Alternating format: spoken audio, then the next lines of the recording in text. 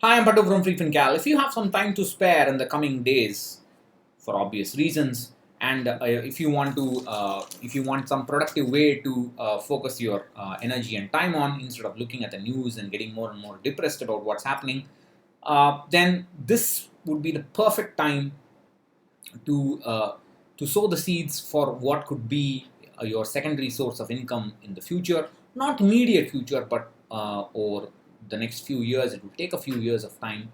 And an example I like to give you is my wife. Her growth from an amateur bird photographer to be recognized as a bird expert. Of course, she's not what you'd call as a professional photographer in the sense that she does not make any money out of it, but she is now a recognized expert in the area. She contributes photos to bird books. She has written articles in newspapers and so on. This is her article in the Hindu that appeared this month, March 7th. This is actually March 22nd.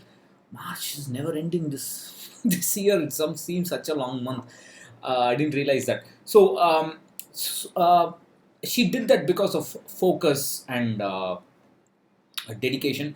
I forgot to mention this.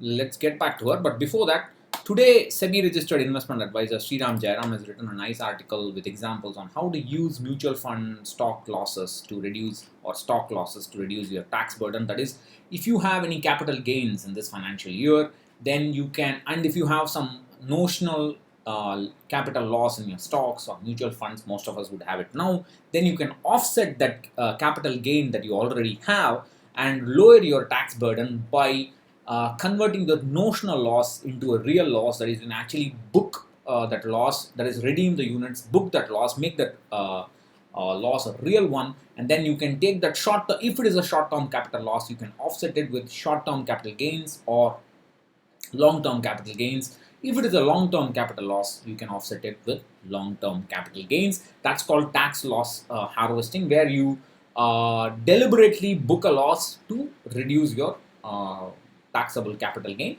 Once that's done, you immediately reinvest it. It's not a big deal. It won't make any difference. It is just going to lower your tax burden. So examples are there. You can have a look at it. So coming back to this, what I want to say is that from knowing nothing about birds, about cameras, she started in 2014 and with the first DSLR. Then she lived and learned, making mistakes with regard to spotting, with regard to using the camera, and so on. And today she is a recognizable face in the Indian birding community. And like you can see this article, she has featured two, three times in the Hindu. She's been featured in several bird books and so on. All this she does with her constraints. We have several personal constraints. We have a small kid. We have a mother-in-law. She has a mother-in-law, my mother, who's not doing too well. Out of with all these constraints, she somehow finds the time to do it. She has this discipline and dedication to get up early, to go do the put in the effort and do it. All this she does only out of passion. She has not made a single paisa out of it, unlike her evil husband. Uh, but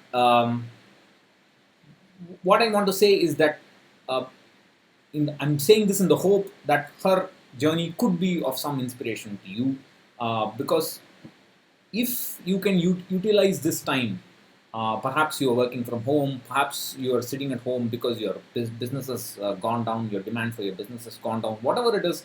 If you can focus on your skills, and if you can ask yourself, how can I match that skill with a particular demand, with what people will look for, or even if people are not looking for it, if you think people will find it useful, you can project it in a way so that people will buy that skill, either your time or your work, in some digital form. It's all online. I'm talking about an online secondary source of income, because offline you can't do it because you'll have a primary source of income which is offline and online, some sort of combination. So talking about a secondary source of income which is completely online, which is scalable gradually. So if you sow the seeds for it now, if you focus your energies now, if you can look beyond all this bad news and depressing news and focus your time and effort on that, then over next 5 years, 6 years, 7 years, it can grow into something pretty big. It can grow into something that can entirely take care of your monthly expenses. It can grow into something that can entirely match your then primary source of income. Anything is possible, but now is the time to do it. Don't get into things like affiliate marketing. I've said this several times, I'll say it again. Affiliate marketing is a lot of effort, there's a lot of competition. It's better to focus on your expertise and try and sell um, e-products, digital goods like e-books, videos, courses, something that you and only you can offer, and something that people will find useful. It will take a lot of building. You have to build a community around yourself. You have to build an audience around yourself. You have to build a following, but it will take a lot of time.